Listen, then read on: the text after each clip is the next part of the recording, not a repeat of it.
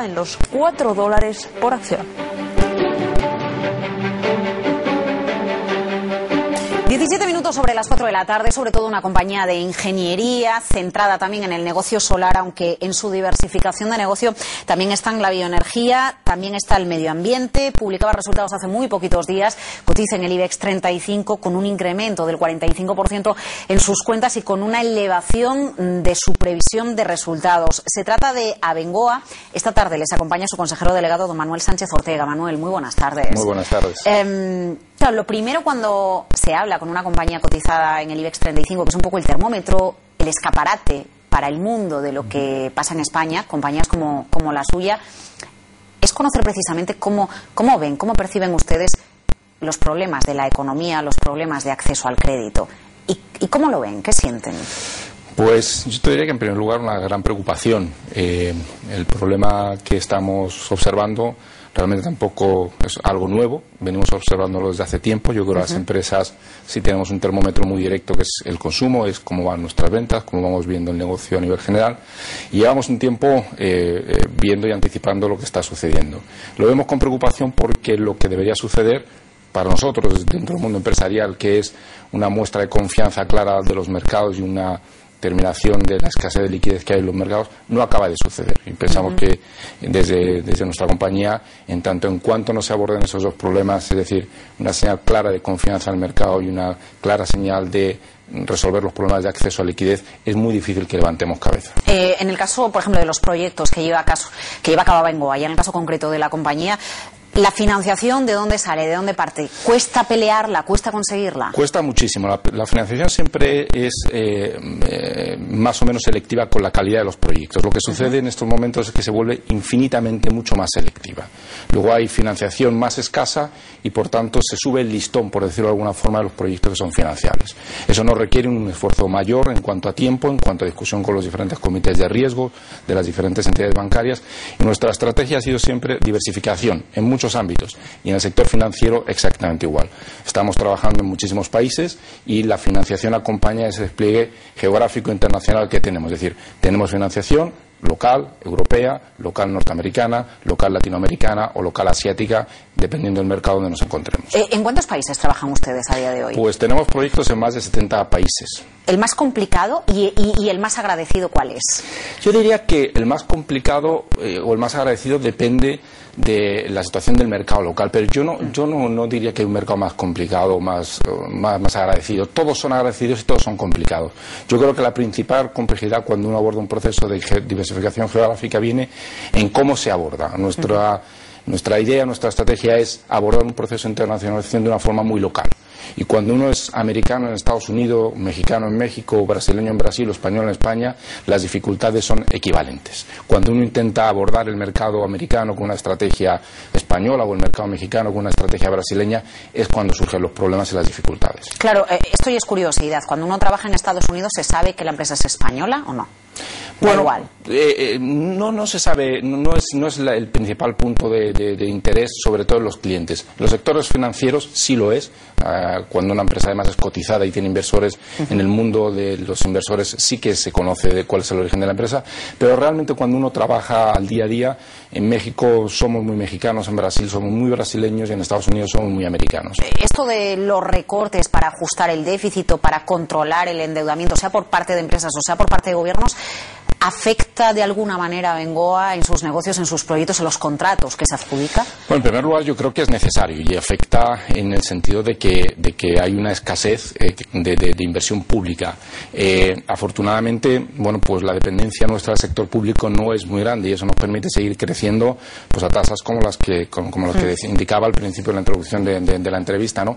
Yo creo que fundamentalmente lo que vemos es una exigencia mayor por parte de las entidades financieras y por tanto nos cuesta más tiempo el demostrar las bondades del proyecto. Pero al final también es una especie de chequeo adicional que realizan las entidades financieras.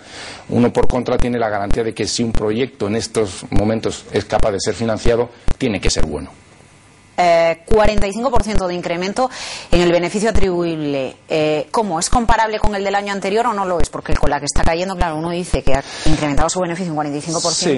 Telita, ¿no? Como se diría popularmente. Bueno, yo creo que es un motivo de satisfacción. Estamos satisfechos y es sobre todo el fruto del trabajo que se viene haciendo durante muchos años. Esto no se improvisa en un momento como el actual crecer un 45%. Al final, pues es fruto de una diversificación tremenda, es fruto de 27.000 personas trabajando en muchísimos países, es fruto de un esfuerzo inversor que hemos acometido en los últimos 5 años importante, y lo que estamos haciendo de alguna forma es recoger los frutos de todo ese esfuerzo que se ha hecho. Por lo tanto, no es nada casual ni que se improvisa de la noche a la mañana. No se puede establecer una estrategia de diversificación geográfica, por ejemplo, diciéndolo en una sala de reuniones. Tenemos que internacionalizarnos.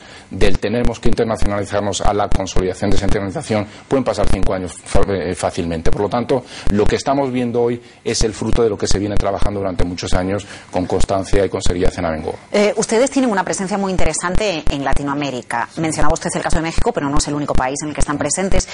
El know-how de las empresas latinoamericanas originarias de allí, imagino que va mejorando también. Muchísimo. ¿Cómo se compite con ellas? Porque yo no sé si, claro, a la hora de trabajar en un mercado en el que uno ha introducido una serie de novedades, un día se ve en el que sus colegas acaban siendo sus competidores. Sí, yo creo que se ha producido un cambio en el panorama de empresas competidoras. Cuando empezábamos a ir por Latinoamérica, nos encontrábamos a empresas mucho más norteamericanas compitiendo en Latinoamérica. El cambio fundamental que se da es que hoy en día competimos prácticamente con empresas latinoamericanas y, por supuesto, empresas españolas, que estamos todas con una presencia importante en Latinoamérica. Pero se ha producido un desarrollo muy importante de empresas locales, en México, en Colombia, en Brasil, en Argentina, que hacen que la competencia pues sea algo más local de lo que era hace 10 años. Pero nunca hemos tenido un negocio en nuestra historia donde no haya habido competencia. Por lo tanto, el que existan competidores es sano, es bueno, lo mantiene uno fresco y lo mantiene alerta. Acérquenos la compañía a pie de calle. A ver, Abengoa fabrica paneles solares, le conocemos por esa, pues por las energías renovables también, pero sobre todo proyectos de ingeniería, ¿como qué? Abengoa es una empresa que no se ve, pero está siempre. Es muy difícil, empezando por este propio programa, empezando por la actividad de cualquier persona, que alguien sea capaz de pasar 24 horas, por ejemplo, en España, sin tener que ver con algún proyecto de infraestructura que haya hecho Abengoa. Muy difícil, casi diría imposible, y sería alguien que ni se levanta, porque en cuanto se levante y encienda la luz, va a estar utilizando infraestructuras de Abengoa. Hemos contribuido muchísimo en el desarrollo y la construcción de infraestructuras en el sector eléctrico, en el sector ferroviario. Hemos contribuido muchísimo en la generación eléctrica de energías renovables, biocombustibles. Hoy prácticamente es imposible que nadie eche gasolina en un coche sin que lleve un porcentaje de biocombustible fabricado por Abengoa. Reciclamos una gran parte de los residuos industriales que se producen en España. Desalamos agua que se bebe en muchísimos hogares dentro de España. Por lo tanto, somos parte del tejido de infraestructuras básicas que necesita un país para funcionar. Lo que pasa es que no tenemos presencia a pie de calle. Hay una cifra que es la que preocupa al mercado. A ver, 5.814 millones de euros. Es la deuda de la compañía, un 8% más que hace un año. El ratio deuda neta EBITDA por encima del 5,5%.